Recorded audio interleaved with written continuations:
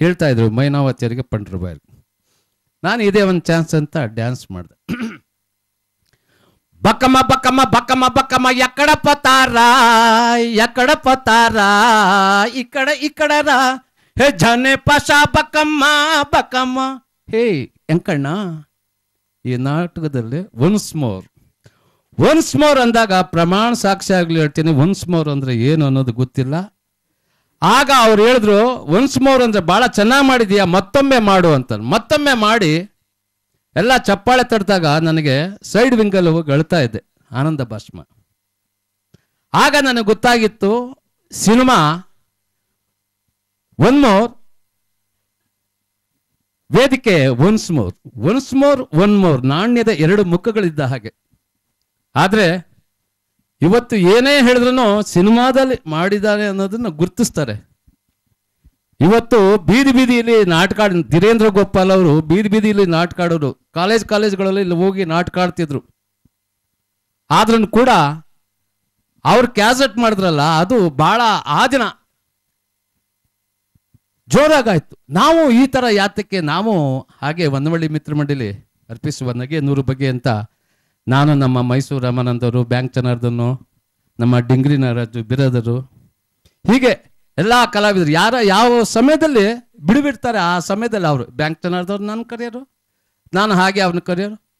ಕೃಷ್ಣ ನಾನು ಬಿಡುವಿಲ್ಲಪ್ಪ ಅಂತ, ಡಿಂಗ್ರಿ ನಾರಾಜು ಇದನ್ನು ಕರಿ ಅಂತಾನು. ಹಾಗೆ ಯಾರು ಸಿಗ್ತಾರೆ, ಟೆನ್ನಿಸ್ ಕೃಷ್ಣ. ಹೀಗೆ ನಾವು 88 ಜನ ಹಾಸ್ಯ ಕಲಾವಿದರು ಇದ್ದೀವಿ ಇವತ್ತರೆಗೂ.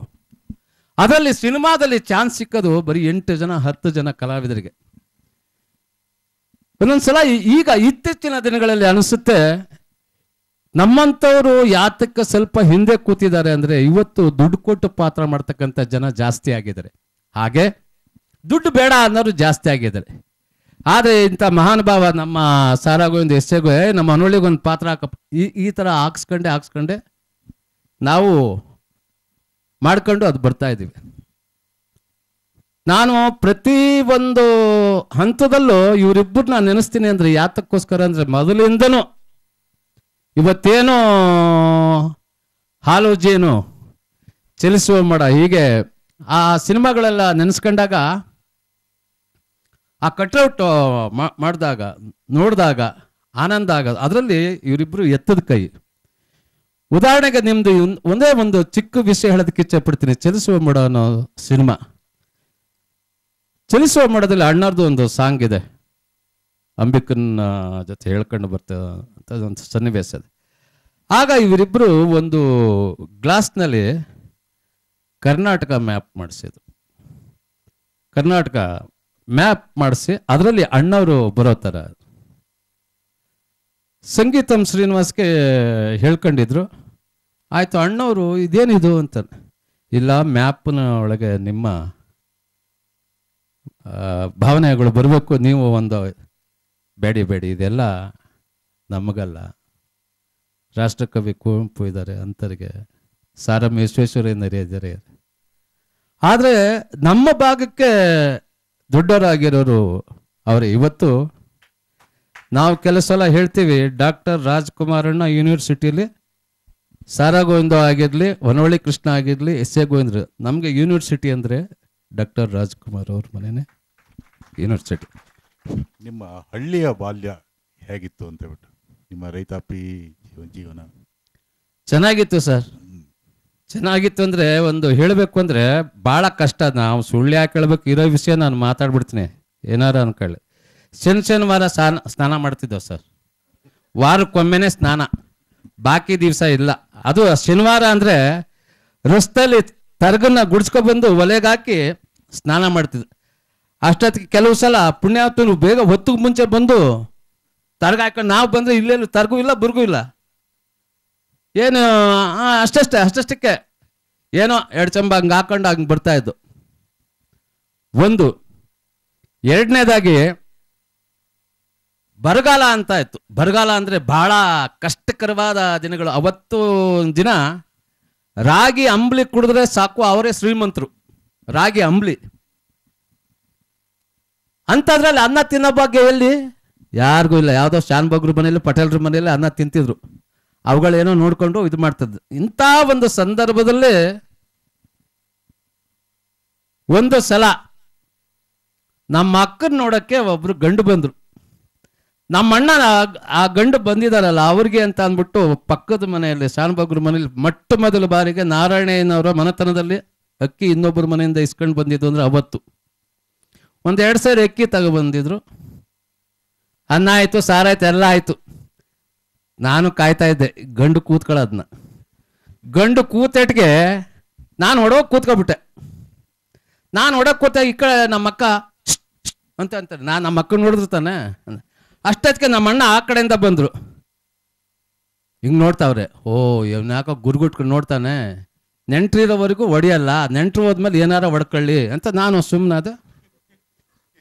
ಬಂದೆ ಸ್ವಾಮಿ. ಅವತ್ತು ಅನ್ನ ಊಟ ಮಾಡಿದ್ದೀನಿ. ನಮ್ಮ ಅಕ್ಕ ನೋಡಪ್ಪ ಸಾಕಾ ಅಂತ, ಇನ್ನೂ ಹಾಕಕ್ಕ ತಿಂತೀನಿ, ಇನ್ನೂ ಹಾಕಕ್ಕ ತಿಂತೀನಿ ಅಂತ ತಿಂತಲೇ ಇದ್ದೆ. ಸಾರು ಹಾಕಕ್ಕಿಂತ ಮುಂಚೆ ಅನ್ನ ಖಾಲಿ ಆಗಿತ್ತು. ಆಮೇಲೆ ಸಾರನ್ನ ನೋಡಪ್ಪ ಸಾಕಾ ಅಂತ, ಮಜ್ಜಿಗೆಗೆ ಇನ್ನೊಂಚೂರು ಅನ್ನ ಹಾಕಕ್ಕ. ಓ ಇವನು ಯಾಕೋ ಬರ್ಗಟ್ಕೋತಾನೆ ನನ್ನ ಮಗ ಅನ್ನೋ ಥರ. ಅವತ್ತು ತಿಂದಿದ್ದು ಊಟ ಇವತ್ತಿಗೂ ನೆನೆಸ್ತೀವಿ ಸರ್. ಇವು ಕೆಲವು ಸಲ ಹೇಗೆ ಆಗತ್ತೆ ಅನ್ನೋದಕ್ಕೆ. ಅಣ್ಣವರು ನಾವು ಒಂದು ಕಡೆ ಹೋದ, ಅಣ್ಣವರು ಗಾದ್ನೂರ್ಗೆ ಹೋಗ್ಬೇಕಾದ್ರೆ ಒಂದು ಕಡೆ ನಿಲ್ಲಿಸ್ತಾರೆ ಟೀಗೆ ಅಂತ. ಮುಂದೆ ಕುಡಿಯೋಣ ಟೀ, ಮುಂದೆ ಕುಡಿಯೋಣ ಅಂತ. ಮುಂದೆ ಹೋದು. ಅವತ್ತು ಆ ಅಮ್ಮನಿಗೆ ಹುಷಾರಿಲ್ಲ, ಟೀ ಅಂಗಡಿ ಮುಚ್ಚಿಬಿಟ್ಟೈತೆ. ಯೋ ಇದೇನಯ್ಯ ಟೀ ಅಂಗಡಿ, ಆ ಅಮ್ಮನೂ ಇಲ್ಲ ಟೀನೂ ಇಲ್ಲ, ನೀನು ಹೇಳ್ದಂಗೆ ಅಲ್ಲೇ ಕುಡಿಬೇಕಾಗಿತ್ತು. ಇದೇ ಹೇಳೋದು, ಜೋಬಲ್ ದುಡ್ಡಿದೆ, ಟೀ ಇಲ್ಲ. ಅದು ಸಿಕ್ಕಿದ್ರೆ ಇದಿಲ್ಲ, ಇದು ಸಿಕ್ಕಿದ್ರೆ ಅದಿಲ್ಲ. ಹೋಗೋಣ ಊರಲ್ಲಿ ಕಾಯಿಸಿ ಕುಡಿಯೋಣ ಅಂತ ಹೇಳಿದ್ರು. ಒಂದೊಂದು ಸಮಯದಲ್ಲಿ ಹೇಗಾಗುತ್ತೆ ಏನಾಗುತ್ತೆ ಅನ್ನೋದಕ್ಕೋಸ್ಕರ ಈ ವಿಷಯಗಳನ್ನ ಹೇಳಿದ್ದು. ಕಷ್ಟ ಅಂದ್ಕೊಂಡು ಹೋಗ್ತೀವಿ ಸರ್. ಕಷ್ಟನ ಸುಲಭ ಮಾಡ್ಕೊಂಡು ಹೋಗ್ಬೋದು. ನಾನು ಇಲ್ಲಿ ಪುಣ್ಯಾತ್ಮ ಇಲ್ಲಿ ಕೂತಿದ್ದಾರೆ. ಹೊನ್ನಳ್ಳಿಯವರೇ ಹೇಗಿದ್ದೀರಿ, ಏನು ಸಮಾಚಾರ? ನಿಮ್ಮ ಆಶೀರ್ವಾದ ಸರ್, ಚೆನ್ನಾಗಿದ್ದೀನಿ ಸರಿ. ನನ್ನ ಮಗ ಯಾರು ನೋಡಿದ್ರು ಆಶೀರ್ವಾದ ಅಂತಾರೆ. ಇವತ್ತು ಊಟಕ್ಕೆ ದುಡ್ಡು ಕೊಡೋಬಾರ್ದು, ಆಮೇಲೆ ನೋಡೋಣ ಆಶೀರ್ವಾದ. ಸರ್ ಆನಂದರಾವ್ ಸರ್ಕಲಲ್ಲಿ ಫುಟ್ಪಾತಲ್ಲಿ ನಾವು ಟಿಫನ್ ತಿಂತಿದ್ದೆವು ಸರ್. ಅದು ನಿಜಕ್ಕೂ ಭಾಳ ಚೆನ್ನಾಗಿತ್ತು. ಯಾವ 5 ಸ್ಟಾರ್ ಹೋಟ್ಲು ಇಲ್ಲ.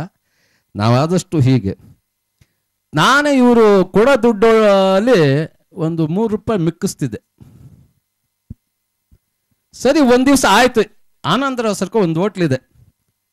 ಸರ್ ನಮ್ಗೆ 2 ಊಟ. ಏನಪ್ಪ ನಿಂದು? ನನಗೆ ಊಟ ಬೇಡ, ಟಿಫನ್ನ. ಯಾಕೆ ಊಟ ಬೇಡ? ಗುರುವಾರ ನಾನು, ಹಾಗಾಗಿ ಊಟ. ಸರಿ ಟಿಫನ್ ಹೇಳು. 2 ಇಡ್ಲಿ 1 ವಡೆ. ದೋಸೆ ಬೇಕಾ? ದೋಸೆ. ಬಾದಾಮಿ ಹಲ್ವಾ ತಿಂತೀನೋ? ಬಾದಾಮಿ ಹಲ್ವಾ. ಎಲ್ಲ ತಿನ್ನಿಸಿದ್ದು ಈ ಸರಗೋವಿಂದನ. ಸರ್ ನಮ್ಮಿಬ್ಬರು ಊಟದ 20 40 ರೂಪಾಯಿ. ಇವನ್ ಟಿಫನ್ ಬಿಲ್ಲು 85 ರೂಪಾಯಿ ಸರ್. ನಾನು ನಮ್ಮ ಅಪ್ಪನ ಕೇಳಲಿಲ್ಲ ಸರ್, ಕೊಡಿಸಿದ್ದು ತಿಂದಿದ್ದು. ಈ ಥರ ನಾನು ಈ ಸನ್ನಿವೇಶಗಳನ್ನ ಹೇಳ್ತಿದ್ರೆ ಮೆಗಾ ಸೀರಿಯಲ್ ಥರ ಆಗುತ್ತೆ. ಆದ್ರೂ ಏನೋ ಈ ಸಂದರ್ಭದಲ್ಲಿ ವಾರ್ತಾ ಇಲಾಖೆಯಿಂದ ಎಲ್ಲರೂ ಸೇರಿ ನಮಗೆ ಇಲ್ಲಿ ಕರೆಸಿ ಈ ಜನಸ್ತೋಮದ ಮುಂದೆ ನನ್ನ ಅಣ್ಣ ತಮ್ಮಂದಿರು, ಅಕ್ಕ ತಂಗಿಯರು, ನನ್ನ ಮಿತ್ರರು, ಗೆಳೆಯರು, ಅನ್ನದಾತರು ಎಲ್ಲರೂ ಬಂದು ಕೂತಿದ್ದು ನೋಡಿದ್ರೆ ಭಾಳ ಆನಂದ ಆಗುತ್ತೆ. ಇದಕ್ಕೆ ಬೆಲೆ ಕಟ್ಟಕ್ಕೆ ಸಾಧ್ಯತೆ ಇಲ್ಲ. ಇದು ಪಂಡ್ರಿಬಾಯಿ ಅವರ ನಾಟಕ ಕಂಪ್ನಿ ಬಂದ್ರಲ್ಲ, ಅಲ್ಲಿನ ಅನುಭವಗಳು ಹೇಗಿತ್ತು? ಪಂಡ್ರಿಬಾಯಿ ಅವ್ರದ್ದು ನಾಟಕ ಕಂಪ್ನಿ. ಪಂಡ್ರಿಬಾಯಿ, ರಮಾದೇವಿ, ಮೈನಾವತಿ 3 ಜನ ಸೇರಿ ನಾಟಕ ಮಾಡಿದ್ರು. ಮಡ್ರಾಸಲ್ಲಿ ಇದ್ರು. ನಾವು ಅವತ್ತಿನ ದಿನ ಅವರು ಕರೆದು ನನಗೆ ಅವಕಾಶ ಕೊಟ್ಟು ಇದು ಮಾಡಿದಾಗ 4 ರೂಪಾಯಿ ಕೂಲಿ ಇತ್ತು ಅವತ್ತು. ಆ 4 ರೂಪಾಯಿ ಕೂಲಿಲಿ ನನಗೆ ಸ್ಟೇಜ್ಗೆ ಪೂಜೆ ಸಾಮಾನು ಅದು ಇದೆಲ್ಲ ತರೋದಕ್ಕೆ ದುಡ್ಡು ಕೊಡ್ತಿದ್ರಲ್ಲ. 2 ರೂಪಾಯಿ ಆಗುತ್ತೆ. 1 ತೆಂಗಿನಕಾಯಿ, 4 ಬಾಳೆಹಣ್ಣು, ಗಂಧದ ಕಡ್ಡಿ 1 ಪ್ಯಾಕೆಟ್, ಕರ್ಪೂರ, ಇದಿಷ್ಟು. ನಾನು ಇಷ್ಟನ್ನು ಈ ಅನೌನ್ಸ್ಗೆಲ್ಲ ಹೋಗ್ತಿದ್ನಲ್ಲ, ದುಡ್ಡು ಸೇರಿಸಿ ಇಟ್ಕೊಳ್ತಿದ್ನಲ್ಲ. 10 ದಿನಕ್ಕೆ ಒಂದೇ ಸರಿ ತಗೊಳ್ತಿದ್ದೆ. 10 ದಿನಕ್ಕೆ ಒಂದೇ ಸರಿ ತಗೊಳ್ಳೋದ್ರಿಂದ ದುಡ್ಡು ಕಮ್ಮಿ ಆಗೋದು, ಆ ದುಡ್ಡು ಮಿಕ್ಕೋದು. ಅವತ್ತು ಆ 4 ರೂಪಾಯಿನಲ್ಲಿ ಹೋಗಿ ಮತ್ತೆ 5 ರೂಪಾಯಿ ಪಡೆದು ಮತ್ತೆ ಡ್ಯಾನ್ಸ್ ಮಾಡಿದಾಗ 10 ರೂಪಾಯಿ ಪಡೆದು 15-19 ರೂಪಾಯಿ ಆಯ್ತು. ನಾನು ನಾಟಕ ಮುಗಿಸ್ಕೊಂಡು ನಾನು ಬಂದು ದುಡ್ಡು ಎಣಿಸಿದಾಗ ನನ್ನ ಹತ್ರ 2014 ರೂಪಾಯಿ ದುಡ್ಡಿತ್ತು. ಅದು ಅವತ್ತಿನ ದಿವಸ 2 ಲಕ್ಷ ದುಡ್ಡಿದ್ದಾಗೆ. ಈ ದುಡ್ಡನ್ನ ಖರ್ಚು ಮಾಡಬಾರ್ದು ಅಂತ ಅಂದ್ಬಿಟ್ಟು ನಾನು ಅಣ್ಣವ್ರ ಮನೇಲಿದ್ದಾಗ ಪಾರ್ವತಕ್ಕವರು ಈ ಸಿದ್ಧಲಿಂಗಯ್ಯನವರು ಮಿಸ್ಸಸ್ಸು ಅವರು ಹೆರಿಗೆ ಆಗಿತ್ತು. ಹಾಗಾಗಿ ಕೃಷ್ಣ ಹೋಗಿ ನೀರು ತಗೊಂಡೋಗಿ ಕೊಡು, ಅವ್ರ ಮನೆ ಯಾರೂ ಇಲ್ಲ ಅಂತ. ನಾನು 2 ಕೂಡ ನೀರು ಮನೆಯಿಂದ ತಗೊಂಡೋಗಿ ಕೊಡ್ತಾ ಇದ್ದೆ. ಆಗ ಆ ದುಡ್ಡನ್ನ ಇಷ್ಟು ಬಂದಿದೆ ಅಂತ ಹೇಳಿದಾಗ ಆ ಅಮ್ಮ ಸೇರಿಸಿ ಬ್ಯಾಂಕಲ್ಲಿ ಸೇರಿಸಿಡು, ಏನಾದರೂ ಒಂದು ನೆನಪಿಗಿದಾಗುತ್ತೆ, ಎಲ್ಲ ವೇಸ್ಟ್ ಮಾಡ. ಅವಾಗ ಏನು ನಮಗೇನು ಇದಿರಲಿಲ್ಲ ಬಿಡಿ, ಯಾವುದೇ ಕಾರಣಕ್ಕೂ ಕಾಪಿ ಟೀ ತಿಂಡಿ ಅಂದ್ರೆ ಆಗೋಯ್ತು ಕತೆ. ಆಗ ಬಂದಾಗ ಈ ನಾಟಕ ಕಂಪ್ನಿ ಮುಗಿಸ್ಕೊಂಡ್ಬಂದು ಅವ್ರಿಗೆ ನಮಸ್ಕಾರ ಮಾಡಿ ಈ ಥರ ಎಲ್ಲ ಕರ್ಕೊಂಡು ಬಂದು ನನಗೆ ಭಾಳ ಸಹಕಾರ ಕೊಟ್ಟರು. ನಿಮ್ಗೆ ನಿಜಕ್ಕೂ ಚಿರುಋಣಿ. ಆಗ ಮೈನಮ್ಮ ಅವ್ರು ಹೇಳ್ತಾರೆ, ನನಗೆ ಒಂದು ಸಲ ಪಂಡ್ರಮ್ಮ ಅವರು, ಸರ್ ದಯವಿಟ್ಟು ಯಾರು ಬೇಜಾರು ಮಾಡ್ಕೋಬೇಡಿ, ಕೃಷ್ಣ ಅಂತ ಅಂದರು. ನಾನು ಹೊಸಬ, ನನಗೇನು ಗೊತ್ತು ಇವ್ರು ಬಟ್ಟೆ ಬದಲಾಯಿಸ್ಕೊತಿದ್ರು. ಓಡೋಗ್ಬಿಟ್ಟೆ. ನಾನು ಓಡೋಗಲ್ಲ, ನಿಂತ್ಕೊಂಡೆ. ಅಟ್ಲೀಸ್ಟ್ ಇವ್ರು ಬಟ್ಟೆ ಬಿಚ್ಚಿದ್ದಾರೆ ಅಂತ ಪರಿಜ್ಞಾನನಾದ್ರೂ ಬೇಡವ ನನಗೆ? ಅಮ್ಮ ಹೇಳ್ರು, ನೀನು ಯಾಕೆ ಬಂದೆ, ಹೋಗು ಅಂತ. ನೀನು ಹರೇ ಕೃಷ್ಣ ಅಂತ ಹೇಳು, ಕೃಷ್ಣ ಅಂತ ನೆನೆಸ್ಕೊಂಡಾಗ ಹುಡುಗ ಓಡು ಬಂದ್ಬಿಟ್ಟ, ಅವನಿಗೇನು ಗೊತ್ತು ಅಂತ. ಅವಾಗಿಂದ ಅವರು ಹರೇ ಕೃಷ್ಣ ಆಯ್ತಪ್ಪ ಸದ್ಯ. ಅಂದರೆ ನನಗೆ ಒಂದೊಂದು ಸಲ ಹೇಗಿತ್ತು ಅಂತ ಈ ಸಂದರ್ಭದಲ್ಲಿ ಏನೇನೋ ನಾನು ಒಂದು ಹೀಗೆ ಮಾತಾಡಬೇಕು ಹಾಗೆ ಮಾತಾಡಬೇಕು ಅಂತ ನೆನಪು ಇದು ಮಾಡ್ಕೊಂಡು, ನೀವು ಫೋನ್ ಮಾಡಿದಾಗಲೂ ಮಾತಾಡಿದ್ರೆ ಹೀಗೆ ಅಂತ ಹಾಂ ಸರಿ ಅಂತ ಹೇಳಿದ್ರಿ. ಈಗ 2 ಫಿಗರ್ಗಳು ನೋಡ್ಬಿಟ್ಟು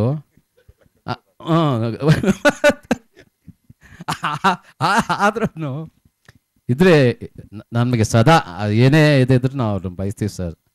ಯಾಕೆಂದರೆ ಇವತ್ತು ಏನಾದರೂ ಒಂದು ಹಬ್ಬ ಹರಿದಿನ ಅಂತ ಅಂದಾಗ ಕರೆದಾಗ, ಸರ್ ಅವನೇ ಸರ್ ಅವನು, ಇವ್ರು ಫೋನ್ ಮಾಡಿದ್ರೆ ಇಲ್ಲ ಇದನ್ನೇ ಬಾ ಅಲ್ಲೇ ರೇಕಳಿ ಹುಡೋಗ್ಬಿಡ್ತಾನೆ ಅಂತಾನೆ. ಸರ್ ಆಗೊಂದು ಅಯ್ಯೋ ಸರ್ ನಾನು ಬರ್ತೀನಿ ರೀ ಅಂತ ಅವ್ನು ಬೈತಾನೆ. ಆಮೇಲೆ ಯಾತಿಗೆ ಏನೇ ಅವರು ಇದು ಮಾಡಿದ್ರು ಆ ಪ್ರೀತಿ, ಆ ಮಮಕಾರ ಅದು ಭಾಳ ಪವಿತ್ರವಾದ. ಈ ಪ್ರೀತಿ ಅನ್ನೋದನ್ನು ಹಿರಿಕರು ಹೇಳ್ತಾರೆ, ಭಾಳ ಪವಿತ್ರವಾದ. ನಮ್ಮ ದರ್ಪ ದೌಲತ್ತು ನಮಗೆ ಗೊತ್ತಿದ್ದಂಗೆ ನಮ್ಮ 3 ಜನದ ಹತ್ರನೂ ಇಲ್ಲ. ಅಲ್ಲಲ್ಲ, ಆಮೇಲೆ ನೀವೆಲ್ಲ ಬೇಜಾರು ಮಾಡ್ಕೊಬಿಡಿ ನಿಮಗಿದೆ ಅಂತ ಅಲ್ಲ, ನಾನು ಟೋಟಾಗಿ ಹೇಳೋದು.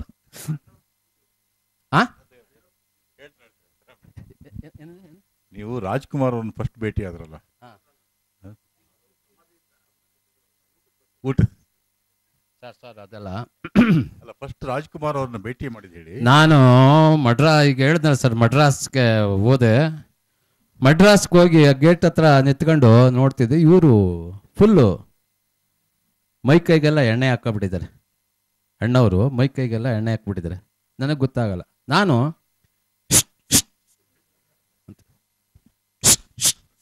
ಅಂತ ಅಂದ್ರೆ ಅಣ್ಣವರು ಒಳಗವ್ರೆ ಅಂದರು. ನನಗೆ ಇವರೇ ಅಣ್ಣವರು ಅಂತ ಅನ್ನೋದು ಗೊತ್ತಾಗ್ಲಿಲ್ಲ. ಇವ್ರ ಪಾಡಿಗೆ ಇವ್ರು ಒಳಗಡೆ ಹೋಗ್ಬಿಟ್ರು. ಎಷ್ಟೊತ್ತಾದರೂ ನನಗೆ ಸಿಕ್ಕಲಿಲ್ಲ, ಬರಲೂ ಇಲ್ಲ. ಆಮೇಲೆ ಅಷ್ಟೊತ್ತಿಗೆ ಈ ವಾಚ್ಮ್ಯಾನ್ ಬಂದೆ. ಜಾವ್ ಅನ್ನೋನು. ಏನೇ ಒಳ್ಳೆ ನಾಯಿ ಥರ ಬೋಬು ಅಂತೀಯ, ಇರು ಅಣ್ಣವ್ರು ನೋಡ್ಬೇಕು. ಅಣ್ಣ ನೈ ಶೂಟಿಂಗ್ ಸರಿ, ಯಾವುದು ಏನು ಎತ್ತ ಅಂತ ಕೇಳ್ಕೊಂಡು ಆಗೋ ಈಗೋ ವಿಚಾರಿಸ್ಕೊಂಡು ಗೋಲ್ಡನ್ ಸ್ಟುಡಿಯೋದಲ್ಲಿದ್ರು. ರೌಡಿ ರಂಗಣ್ಣ ಅಂತ ಶೂಟಿಂಗ್ ನಡೀತಾ ಇತ್ತು.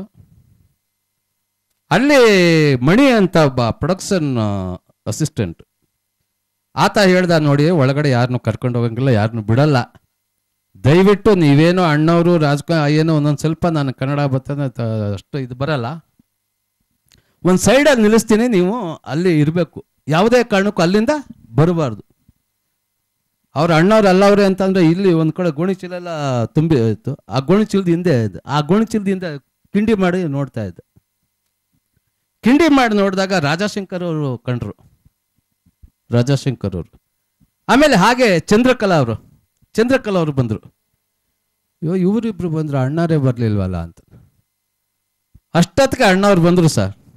ಅದು ಹೆಂಗೆ ಗುಣಿಚಿಲ್ಲ ಹರಿದ್ನೋ ಪರದ್ನೋ ಗೊತ್ತಿಲ್ಲ, ಸೀದಾ ಓಡೋಗಿ ಕಾಲಿಗೆ ಬಿದ್ದು ನಮಸ್ಕಾರ ಮಾಡಿದೆ.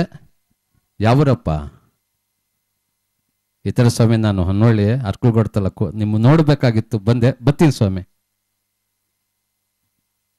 ಕಾಪಿ ಕುಡಿಯ? ಇಲ್ಲ ಸ್ವಾಮಿ, ಕಾಪಿ ಕುಡಿಯ, ನನಗೆ ಕಾಪಿ ಕುಡಿಬೇಕು, ಫೋಟೋ ತೆಗೆಸ್ಕೋಬೇಕು, ಆ ಒಂದು ಇದು ಇರಲಿಲ್ಲ. ನೋಡಿದ್ನಲ್ಲ, ಇದೇ ನಮಗೆ ಒಂದು ಆನಂದ ಆಗೋಯ್ತು. ಅದನ್ನ ಬರ್ತಾ ಒಂದು ಹಂತದಲ್ಲಿ ಹೇಳಿದೆ ಅಣ್ಣವ್ರಿಗೆ, ನೀವು ಒಂದ್ಸಲ ಎಣ್ಣೆ ಹಾಕೊಂಡಿದ್ರಿ ತಲೆಗೆ ಮೈಗೆ ಎಲ್ಲ, ನಿಮ್ಮನ್ನು ನೋಡಿದಾಗ ಅಣ್ಣವ್ರು ಒಂದು ಒಳಗಿದ್ದಾರೆ ಅಂತ ಹಂಗೆ ಹೋಗ್ಬಿಟ್ರಿ. ಹೌದು ಕಯ್ಯ, ಹೌದು. ನಮ್ಮ ಹತ್ರ ಒಂದು ಸ್ವಲ್ಪ ಅಣ್ಣವರು ನಗರದ ಭಾಷೆ ಮಾತಾಡೋರು. ನಾನು ಆಗ ಹೇಳ್ತಿದ್ದೆ, ಆದರೆ ಅವತ್ತಿನ ದಿನ ಹಾಗಿತ್ತು, ಇವತ್ತಿನ ದಿನ ನಿಮ್ಮ ಜೊತೆನೇ ಇದ್ದೀನಿ, ಜೊತೆನೇ ಊಟ ಮಾಡ್ತೇವೆ, ಜೊತೆನೇ ತಿಂತಿದ್ದೀನಿ, ನಿಮ್ಮ ಜೊತೆ ಅಭಿನಯಿಸಿದ್ದು. ಆಮೇಲೆ ಇನ್ನೊಂದು, ಈ ಬಿ ಎಂ ವೆಂಕಟೇಶು, ಈ ಶ್ರೀನಾಥ್, ವಜ್ರಬನಿ ಇವರೆಲ್ಲ ಆ ಸಮಯದಲ್ಲಿ ಒಂದು ಜುಬ್ಬ ಲುಂಗಿ ಸಿಲ್ಕ್ದು ಬರೋದು ಬಟ್ಟೆ, ಇದೆಲ್ಲ ಒಂಥರ ದೊಡ್ಡದಾಗಿ. ಬಿ ಎಂ ವೆಂಕಟೇಶು ಆ ವೈಟ್ ಇದ್ದಿದ್ರೆ ಅಲ್ಲಿ ₹100 ನೋಟ್ ಇಡೋರು ಕಾಣ್ಲಿ ಅಂತ ಎಲ್ಲರಿಗೂ. ಆಮೇಲೆ ಇವರು ಬಂದು ಅಲ್ಲಿ ಅಣ್ಣವ್ರಿಗೆ ಅಲ್ಲಿ ನಮಸ್ಕಾರ ಮಾಡ್ಕೊಳ್ಳೋರು, ತಬ್ಕೊಳ್ಳೋರು, ಇದು ಮಾಡೋರು. ಎಲ್ಲರೂ ಅಣ್ಣವ್ರಿಗೆ ನಮಸ್ಕಾರ ಮಾಡ್ಕೊತಾರೆ, ತಬ್ಕತ್ತಾರೆ. ಸರ್ ನಮಗೆ ಈ ಥರ ತಬ್ಕೊಳ್ಳೋ ಭಾಗ್ಯ ಯಾವತ್ತು ಸರ್? ಒಂದ್ಸರಿ ಹೋಗ್ತಾ ತಬ್ಕೊಬಿಡು ಕೃಷ್ಣ ಅಂತ ಅಂದ್ರು ಗೋವಿಂದು. ಏನಾದರೂ ಒಂದು ಇದು ಬೇಕಲ್ವೇ? ಅದು ಒಂದು ದಿನ ಸಿಕ್ತು ಸರ್, ಈ ಬಡವರ ಬಂಧು ಅಂತ ಒಂದು ಸಿನಿಮಾ. ಆ ಸಿನಿಮಾ ಅಶೋಕ ಹೋಟ್ಲಲ್ಲಿ ಇದು ನಾವೇನೋ ದುಡ್ಡು ಇದು ಮಾಡ್ತಾ, ಅವರು ನನ್ನೂ ಕರೆದು ಅವ್ರನ್ನೂ ಕರೆದು ಇಬ್ಬರಿಗೂ ಸಮಾಧಾನ ಮಾಡಿ ಹಿಂಗೆ ಇಟ್ಕೊಂಡ್ರು. ನಾವು ಅಲ್ಲೇ ಬಂದೆ, ಹಿಂಗೆ ಇದ್ದೀವಿ. ಕಟ್ಟಂದ್ರೂ ನಾವು ಎದ್ದೇಳ್ತಾ ಇಲ್ಲ. ಆಯ್ತು ಕಣ್ರೆ ಎದ್ದೇಳ್ರೆ, ಆಯ್ತು ಕಣ್ ಎದ್ದೇಳಿ ಅಂತ. ಹಾಂ ಅಂದರೆ ಅವರು ನೆನೆಸ್ಕೊಳ್ತಾ ಇದ್ರೆ ಒಂಥರ ಮೆಗಾ ಸೀರಿಯಲ್ ಮಾತುಗಳು ಓದಂಗೆ ಹೋಗ್ತಾ ಇರ್ತದೆ. ಇದನ್ನೆಲ್ಲ ಹೇಳ್ತಾ ಇದ್ರೆ ಸಮಯ ಸಾಲದು. ನಿಮ್ಮ ಒಂದು ಭೇಟಿ ಮಾಡಿ ಒಂದು ಮೆಗಾ ಸೀರಿಯಲ್ ಮಾಡಿಬಿಡೋಣ. ಅದು ಬೋರ್ ಆಗ್ದಂಗೆ ಚಾನಲ್ ರಿಮೋಟ್ ತಗೊಳ್ಳಲ್ಲ. ಆ ಸೀರಿಯಲ್ ಅದು ಬರೋವರೆಗೂ ಅದನ್ನು ನೋಡ್ತಿರ್ತಾರೆ. ಹಾಗಾಗಿ ಇಲ್ಲಿ ಯಾರಾದರೂ ಆ ಥರ ನಿರ್ಮಾಪಕರಿದ್ರೆ ಅದು ತೆಗಿಬೇಕಾದ್ರೆ ನಾನು ಬಂದು ಪಾರ್ಟ್ ಮಾಡ್ತೀನಿ. ಇದು ನ್ಯಾಯವೇದಿಯವರು ಮೊದಲನೇ ಸಿನಿಮಾ ಅಣ್ಣವ್ರ ಜೊತೆಗೆ, ನೀವು ರಾಜ್ಕುಮಾರ್ ಅವ್ರ ಜೊತೆಗೆ, ಅದು ಹೇಗೆ ನಿಮಗೆ ಅವಕಾಶ ಸಿಕ್ತು ಅಂತ ಒಂದು ಮಾತಲ್ಲಿ ಹೇಳಿ. ಆಮೇಲೆ ನೀವು ಎದುರುಗಡೆ ನೋಡ್ಕೊಂಡು ಮಾತಾಡಿ, ದಯವಿಟ್ಟು ಇವರಿಬ್ಬರ ಕಡೆ ನೋಡ್ಬಿಡಿ. ಯಾಕಂದರೆ ಗೋವಿಂದರಾಜ್ ಅವ್ರನ್ನ, ತಾರಾ ಗೋವಿಂದ ನೋಡ್ರಿ, ನೀವು ಮಾತು ಬರಲ್ಲ ಅಂತ ಹೇಳಿದ್ರಿ. ಹಾಗಾಗಿ ಆ ಕಡೆ ನೋಡ್ಕೊಂಡು ಅಲ್ಲಿ ಹೇಳ್ಬಿಡಿ, ಪರವಾಗಿಲ್ಲ. ನ್ಯಾಯವೇದಿಯವರು ಚಿತ್ರದಲ್ಲಿ ಭಾರ್ಗವ್ ಅವರು ನಿರ್ದೇಶನ ಮಾಡಿದಂಥ, ಸಿದ್ಧಲಿಂಗಯ್ಯನವರು ನಿರ್ದೇಶನ ಮಾಡಿದಂಥ ಭಾರ್ಗವ್ ಅವರು ಅಸೋಸಿಯೇಟ್, ನಮ್ಮ ಶ್ರೀನಿವಾಸ್ ಅವರು ಅಸಿಸ್ಟೆಂಟ್ ಡೈರೆಕ್ಟರ್. ಅದರಲ್ಲಿ ನಾನು ಕ್ಲಬ್ ಬಾಯ್ ಆಗಿದ್ದೆ. ನನಗೆ ಈ ಅಸಿಸ್ಟೆಂಟ್ ಡೈರೆಕ್ಟ್ರೆ ಕೆಲಸ ಮಾಡೋದು ನನಗೆ ಇಷ್ಟ ಇಲ್ಲ, ಪಾತ್ರ ಮಾಡಬೇಕು. ಇಲ್ಲಿ ನೋಡಿದ್ರೆ ಯಾವ ಪಾತ್ರನೂ ಇಲ್ಲ. ಅದರಲ್ಲಿ ಒಂದು ಪಾತ್ರ ಇತ್ತು, ಅದು ಯಾರೋ ಬೇರೆಯವ್ರಿಗೆ ಹಾಕ್ಬಿಟ್ರು, ಅದು ನಾವು ಮಾಡೋಕ್ಕಾಗಲ್ಲ. ಕೊನೆಗೆ ಏನೇನೂ ಇಲ್ಲ. ರಾಜ್ಕುಮಾರ್ ಮನೇನ ಕೆಲಸದ ಪಾತ್ರ. ಅಶ್ವಥ್ ಅವರು ಒಳಗಡೆ ಇರ್ತಾರೆ, ಯಾರು ಬಂದರೂ ಬಿಡಬೇಡ ಅಂತ. ರಾಜ್ಕುಮಾರ್ ಅಣ್ಣವ್ರು ಬರ್ತಾರೆ, ನಾನು ಕೈ ಅಡ್ಡ ಹಾಕೊಳ್ತೀನಿ. ಯಾಕಪ್ಪ? ಯಜಮಾನ್ರು ಹೇಳಿದ್ದಾರೆ ಯಾರನ್ನೂ ಬಿಡಬೇಡ ಅಂತ. ಯಾವ ಯಜಮಾನ್ರು? ದೊಡ್ಡ ಯಜಮಾನ್ರು. ವಾಪಸ್ ಹೋಗ್ತಾರೆ. ಆಗ ನನಗೆ ಇವ್ರ ಜೊತೆ ಅಭಿನಯಿಸ್ತಾ ಇದ್ದಾನಲ್ಲ, ಏನೋ ಒಂದು ಖುಷಿ, ಎಲ್ಲಿ ಮಾತುಗಳನ್ನ ಮರ್ತು ಬಿಡ್ತೀನೋ ಅನ್ನೋ ಒಂದು ಭಾವನೆ. ದೇವ್ರ ದಯದಿಂದ ಆಗ ಇವರಿಬ್ಬರು ಇರಲಿಲ್ಲ, ಮರಿಲಿಲ್ಲ. ಇವರಿಬ್ಬರು ಇದ್ಬಿಟ್ರೆ, ಸರ್ ಈ ಕೃಷ್ಣ ನೋಡಿ ಪಲ್ಟಿ ಹೊಡಿತಾನೆ, ನನ್ನ ಮಗ ಪಲ್ಟಿ ಹೊಡಿತಾನೆ, ಸುಮ್ಮನೆ ಇಲ್ಲಿ ಮಾತುಗಳು ಕೇಳ್ತಾ ಇರ್ತದೆ, ನನಗೆ ಮಾತೇ ಮರ್ತೋಗಿರುತ್ತೆ. ಎಷ್ಟೋ ಮಾವನಿಗೆ ತಕ್ಕಾಳಿಯ ಅದು ಇದು ಏನೇನೋ ಇದು ಸರಿ. ಆಮೇಲೆ ಈಗ ನೀವು ಗಜಪತಿ ಭಂಗ ಒಂದು ಸಾಂಗ್ ನೋಡಿದ್ರೆ, ಆ ಸಾಂಗ್ನ ಸನ್ನಿವೇಶದಲ್ಲಿ ಪಾಪ ಆ ದೇವಿ ಉಡುಪಿ ಜಯರಮ್ಮ ಪಾಪ ಎಷ್ಟು ಸಲ ಅವ್ರಿಗೆ ಮಾನಿಟ್ರ್ ಮಾಡಿಸ್ದೆ, ಏನು ಎಷ್ಟು ನೋವಾಗಿ. ನನ್ನ ಮಗನಿಗೆ ಯಾವ ನೋವು ಆಗಲ್ಲ, ಇನ್ನೂ 10 ಮಿನಿಟ್ ಮಾಡಿಸಿ ಅಂತ ಇವ್ರು ಹೇಳ್ತಿರೋರು ಸರ್. ಇವರು ನನ್ನ ಕರೆದು ಕೇಳೋರು, ಹೆಂಗೋ ಏನು ಹೆಂಗೋ, ಏನೂ ಇಲ್ಲ ಏನೂ ಇಲ್ಲ ಮಾಡು, ಆಮೇಲೆ ಹೇಳ್ತೀನಿ ನಿಮಗೆ ಪ್ರೈವೇಟ್ ಆದಾಗ ಹೆಂಗೋ ಏನು ಎತ್ತಂತ ಹೇಳಿದಕ್ಕ. ಹಾಗಾಗಿ ಇವು ಮರೆಯೋಕ್ಕಾಗದೆ ಇರ್ತಕ್ಕಂಥ ಸಮಯ. ಅಲ್ಲಿಂದ ಎಷ್ಟು ಫಿಲ್ಮ್ಗಳು ಮಾಡಿದ್ರಿ ರಾಜ್ಕುಮಾರ್ ಅವ್ರ ಜೊತೆಗೆ? ನಾನು 56 ಸಿನಿಮಾ ಮಾಡಿದ್ದೇನೆ ಅಣ್ಣವ್ರ ಜೊತೆ, ಮಕ್ಕಳ ಜೊತೆ, ಅವ್ರ ಜೊತೆ